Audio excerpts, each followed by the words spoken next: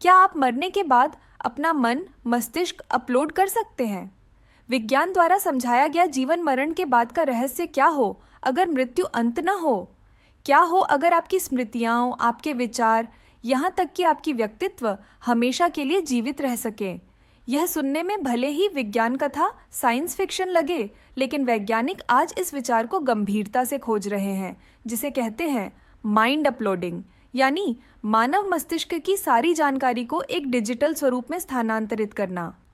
इसका उद्देश्य मृत्यु के बाद भी चेतना, कॉन्शियसनेस को संरक्षित करना। यह प्रक्रिया शुरू होती है मानव मस्तिष्क को पूरी तरह से मैप करने से, जिसमें 86 अरब न्यूरॉन्स और उनकी आपसी कनेक्टिविटी शामिल है।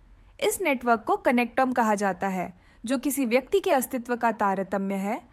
शोधकर्ता मानते हैं कि अगर इस संपूर्ण जानकारी की कॉपी की जा सके, तो हम एक दिन कंप्यूटर पर मानव मस्तिष्क का अनुकरण, सिमुलेशन कर सकते हैं।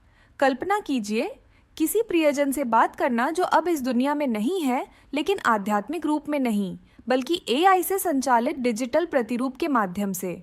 रे कुर्जवील और एलन मस्क जैसे भविष्यवादी फ्यूचरिस्ट्स और तकनीकी दिग्गजों का मानना है कि माइंड अपलोडिंग इस सदी के भीतर संभव हो सकता है।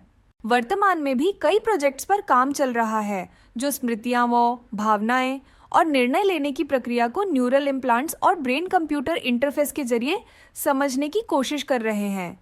लेकिन सबसे बड़ा सवाल यही है, अगर हम आपके मस्तिष्क की नकल करते हैं, तो क्या वह वास्तव में आप हैं? क्या चेतना स्थानांतरित की जा सकती है, या हम केवल एक डिजिटल क्लोन बना रहे हैं?